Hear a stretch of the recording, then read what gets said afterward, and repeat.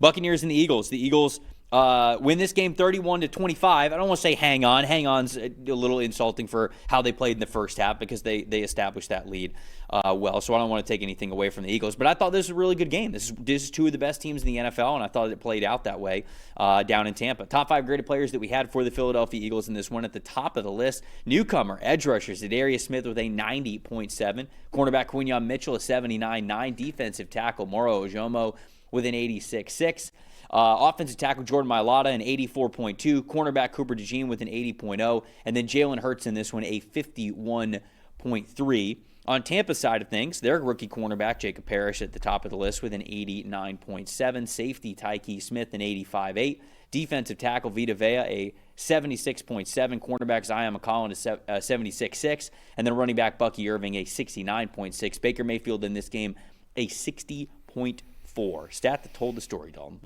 I tell you what, and I know the score is a lot closer than a lot of this game went because of two huge plays, one from Emeka Egbuka and one from Bucky Irving. But the Bucs as a team, they're struggling right now offensively, in part obviously a lot because of the injuries. Mike Evans out, the offensive line injuries, especially the right side of the offensive line. Now good to see Tristan Wirfs back on the field, but a 50.7 offensive grade as a team.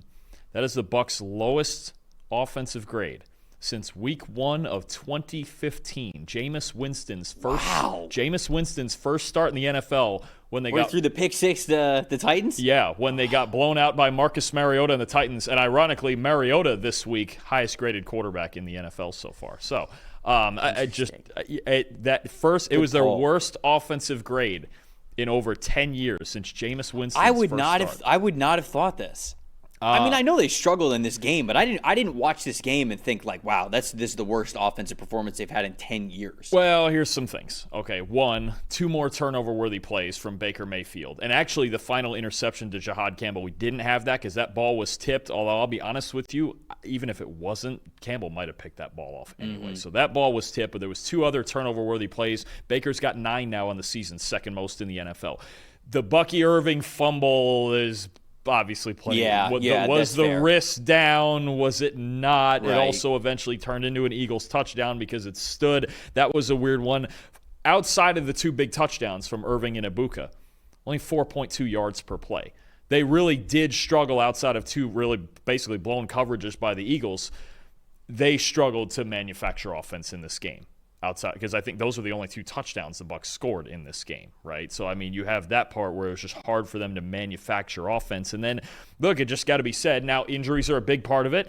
They're not going to have Cody Mauch the rest of the year. They're waiting on Luke Gedeke to get back, but that's going to be a while. The Bucs have the lowest graded offensive line in the NFL so far. And everything's getting shuffled, and they're going to need a few weeks to get their feet back under them with Graham Barton moving back to center, Ben Bredesen back at left guard, Tristan Wirfs back in, then eventually you get Gedeke back. They have ridden out the storm. This was the reason I picked the Eagles to win this game. I just thought this was the game against this team that it was going to be too much.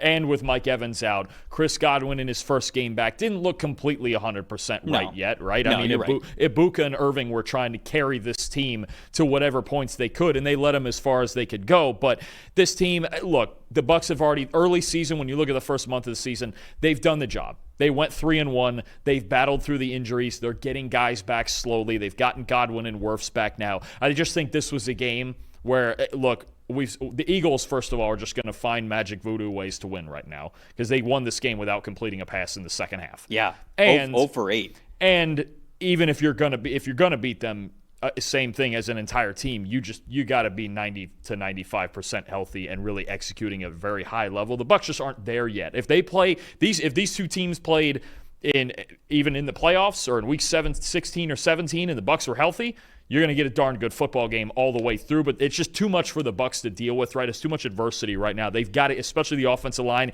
get Wirfs and those guys on the left side in a rhythm, eventually get Gedeke back. It's going to look a lot better later, I think. Yeah, I mean, look, they lost this game by 6 points.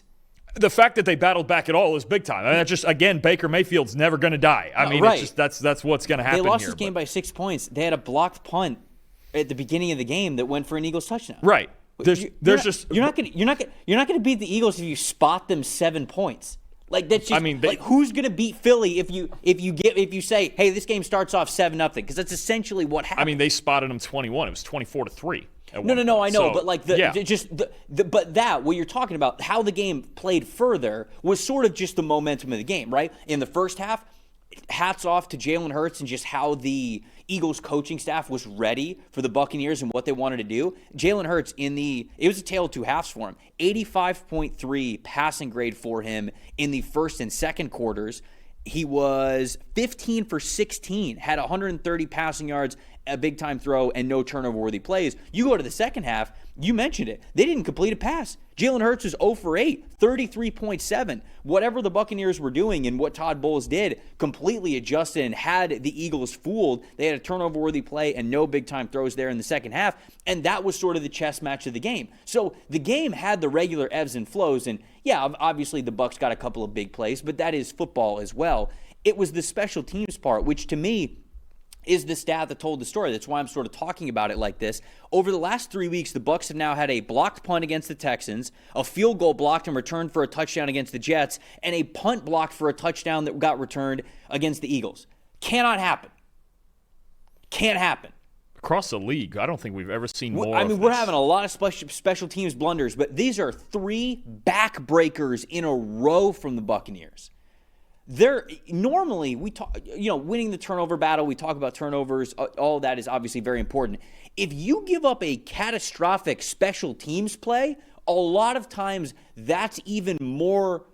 That goes into a win or loss even more than sometimes turnovers do. Like, that is a total swing play, and the Buccaneers have been on the wrong end of 3 of those in 3 consecutive weeks. It has to get fixed for this team. Obviously, the offense, we would love for it to be more consistent, but Baker Mayfield's a little bit of a flamethrower guy anyways. You're going to have to take the good with the bad, and I think that certainly the Bucs are willing to do that. What you cannot take is the special teams blunders that this team has had. You will not continue to win football games if you are giving up this bad of special teams play. So that, to me, is the stat that told the story, is the early blocked punt, which started this game off 7-0 very quickly. It ends up being a 6-point game. These teams were dead even basically the rest of the game. However it went, I mean, you can talk about, okay, this went well, this didn't go well. That's football. But having a blocked punt for a touchdown, you're supposed to not have that at all. And unfortunately the Bucs did. Well, unfortunately for the Bucs, fortunately for the Eagles. We are seeing it. It feels like more than ever these first few weeks. There's another game here that was decided on a special teams play. That these games, I don't know what it is. It's just they're not being these plays aren't being executed very well. All the blocked field goals we've seen, the blocked punts now.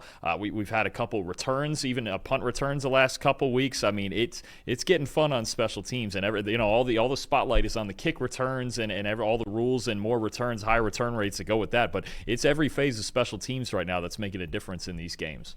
Most impressive, most disappointing? I thought the best player on the field was Quinyon Mitchell. I know we've talked a lot about Cooper DeJean on this show, but on the outside, he was just unbelievable. 88.9 coverage grade. 9 targets. He playing with fire getting in Baker Mayfield's face. Was he, though? Yeah, I mean, just got to match the energy, Yeah, but, C.J. Gardner-Johnson thought that was a good idea. Well, they ain't cutting Quinyon Mitchell. I can tell you that. Right. I'm not saying he's going to get cut. I'm saying don't give Baker a reason to get to go to that Randy Orton place in his head. Baker finds his own reasons. I guess so. He was born with those reasons. Quinyon could have said, "Hey man, good play." Oh, it wasn't a great play. It wasn't a great play. Yeah, that'd be Baker. Some guys just find a way to be offended. It's true. You need 1 or 2 guys like that on your football team. But think about it like this: he allowed 2 catches for 6 yards. He had 5 forced incompletions. Just ridiculous stuff on the outside from Mitchell. No, I mean, the Eagles, they just have so many studs in the secondary, right? But when you look at Mitchell and Cooper DeJean, who graded very highly in this game also, I just thought Mitchell was the best player on the field. Absolutely. He was terrific on the outside. Both those corners, I felt like. They're 2 of the best corners. They're 2 of, the 10 best corners in football, I think. They're just ridiculous. And then again, to have drafted them both back-to-back. We'll always go back to that. Yeah. 8 and 9 on the PFF big board. I tried to tell them. And they got him at 24 and 40 or something, whatever it was. Yeah, I can't remember the exact draft spots, but it was something around that range. Just silly. I mean, really, they're the 2 biggest. They were 2 of the biggest difference makers in the Super Bowl run last year. They were both fantastic here in this game. Eagles run game, disappointed by that. Barkley 2.3 yards per attempt average. I understand that the game was kind of going a different way, but Barkley not being as explosive as he was last year, and I think just the run game in general for the Eagles is part of what makes me feel as though their margin for error is lower this year than it has been in years past, but specifically last year when they were on their Super Bowl run. I just feel like they need more explosiveness out of the run game. Is it still efficient? Of course it is. I also thought that the tush push fake, diabolical, and that was coming. That was obviously coming, because that's the scary part about the tush push, right? Is that it's so unstoppable that you now have to truly sell out all 11 players on defense just to stop what it's intended for. Now we're just pitching it to the outside with Barkley, and he's just going to walk it in because it's easy. Now we're truly in it's over for the rest of the league category when we talk about the tush push with the Eagles, now that they're not afraid to do some fakes like that. Yeah, no, I get it. I mean, if there's one thing I would worry about with Barkley, it's just the sheer number of touches he got last year, regular season and postseason. Let's see, 436 plus I think it was 46 receptions. You're talking about over 480 touches last year.